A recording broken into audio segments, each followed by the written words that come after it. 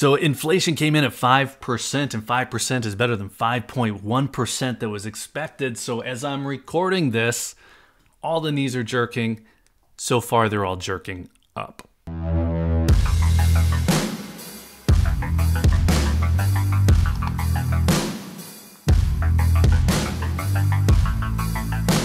So it's a strange world when positive economic signs actually mean a step up in gold price. We saw March Consumer Price Index numbers coming in. CPI rose 0.1% month over month, 5% year over year. Now we've all heard that the Fed inflation target's 2%, so the only thing that's positive here is that the rate of increase in that inflation is slowing down. And the markets had priced in 5.1%. 5.1% is better than 5%, so beat expectations. And that gives traders the hope that the Fed will cool off on these rate increases. Now, the current expectation is that we're going to see one more rate increase, 25 basis points, and then a pause, eventually a reversing course. Now, letting up on that aggressive monetary policy tightening and even lowering interest rates, well, that's the pivot. And what we're seeing today, at least on a knee-jerk reaction level, we'll see if it's sustained, is that the hope for this pivot is still alive. Now, it's clear why all this would be good for the markets. The reason that it's good for gold is that those changes in Fed policy lead to lower yields on Treasury products. It's one direct reason that gold is looking up right now. Lower yields on Treasuries means dip in dollar strength. That's another positive for gold because it becomes cheaper to buy gold globally in other currencies. Now, indirectly, there's also another strange correlation between a good economy and price increases for gold. That stronger market means more investment dollars coming in these risk-on categories. And a sidekick to that kind of investment volume is an increase in hedge investments like gold. Now, add to that the fact that central banks haven't slowed their buying, at least as far as we can see. January numbers show 31 tons of gold added to the global gold reserves. Now, that's on a net basis. There was some selling in there as well, but 31 tons more. Turkey, China, and Kazakhstan, they topped the list if you were curious. Uzbekistan was the one that was selling.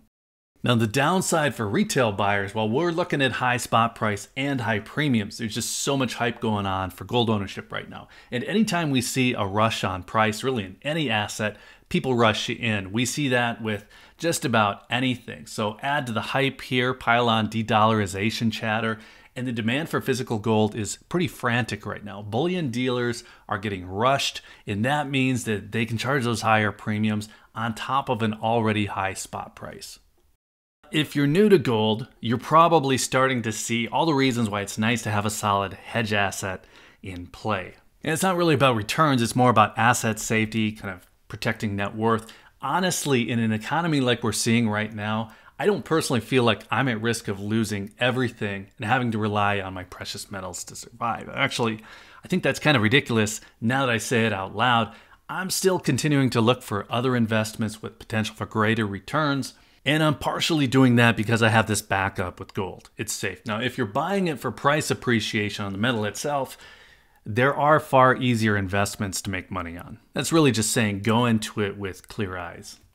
And that practical view on gold has been getting drowned out. If you went off the video feeds from precious metals channels, you'd think that the streets are on fire and Xi Jinping is walking around destroying cities with laser beam eyes. That's really your winning thumbnail right now. Flames, laser eyes, and some old white guy telling you that the end is near. No, we're looking at a real case of a declining dollar, and it's just too bad that the actual issue is being turned into a clown show.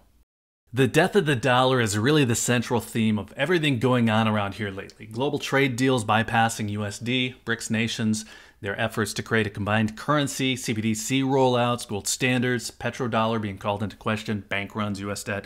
All of those topics fall under this death of the dollar umbrella. Usually they're just dramatically exaggerated. What we're actually looking at here, for being realistic, is an eventual demise, not the actual death of the dollar. And that's important because the effects of a weakening dollar will be felt long before it's gone for real.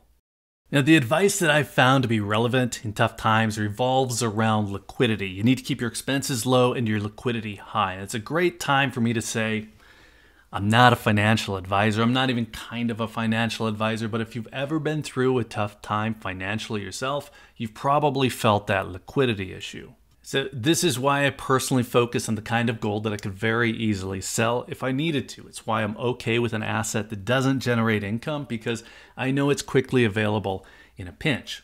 And it's also why I'm not on a soapbox telling you all to run out and buy all the gold and silver that you can find. It's why I don't interview my coin shops. Ask them to tell you to run out and buy all the gold and silver you can find. I think it's a good idea to have a non-zero position in gold if you can swing it, doing it in a way that doesn't negatively affect your overall liquidity. That's been great for me, but I'm certainly not going to press the idea if it's not good for you. As for the de-dollarization topic, or the death of the dollar if you prefer, consider that an eventual inevitability rather than an imminent inevitability like the fire and brimstone channels are all preaching. Everything that we're being told about the end of the dollar focuses on the inevitability, makes it seem like it's a clear and present danger because that's the way to get attention. Now just remember this. If you spend your days looking for bad news like a lot of these YouTube channels do, you get really good at finding it. Now, if you're concerned about a weakening dollar, you're in good company here. That's why I've been doing this for 15 years. First, I wanted to cover my personal needs in case I catch a rough patch, a rainy run of days. And then second, I want to build an asset that helps protect against a slow burn or a quick rug pull, whichever happens to come. But I'm never going to give up liquidity to go all in near all-time highs to get there. I'm going to buy at a convenient schedule for me. I've been watching prices this week, knowing that CPI numbers were coming, assuming that we'd see a slight dip, assuming we'd also see maybe a blip on the gold price going up. We'll see if that holds. But also, I was hoping that after that initial knee-jerk reaction, we might see a slide back below $2,000. And one of the reasons that I care after talking about being patient is that the Perth Mint just released the Phoenix from the Chinese Myths and Legends series that I've been collecting. I had some of these coins out in my last video. Now, I'm going to grab one soon, that Phoenix, but I'm going to give it a day, maybe 3. I'm really not concerned about buying a coin like this when spot prices say $60 higher than I like, because the premium tends to go up the further out you get from the release date. I just really wish Perth Mint would have held off on this for a few more months. So I think I've covered the general topic of the current price moves. I'm going to try to go a little bit deeper into the de-dollarization topic soon. Not the clown show version, but what's actually happening, what might actually occur, and why I'm not out here running around crying about the sky falling. If we were to look at the British pound, that was the world's reserve currency in the 19th and 20th century. When the US dollar overtook it as the dominant currency in the world, Britain didn't go up in flames. Brits didn't spiral into the Stone Age anarchy. Now, you could argue that things are more complicated today, but the US won't go that way either. All of these alternatives to the US dollar for global trade, they show that the world is getting more sophisticated, global GDP is increasing, and other options have always been inevitable, with or without Xi's laser eyes. So tell us what you think about the bump in gold prices. Who knows, by the time I post this, maybe it'll be gone. Let us know whether or not you're buying, and then let me know how interested you are in the de-dollarization topic. And just remember that eventual versus imminent idea that I threw out earlier. I think that's the most profound observation I can make in the topic. The path doesn't fall off the cliff tomorrow like some would have you believe. But let us know what you think, and then while you're in the comments, be sure to hit that like button. If you found any of this interesting, be sure you're subscribed with notifications turned on if you'd like to see more on the topic. And if you're still here, thanks again for watching. I always appreciate your time. Take care.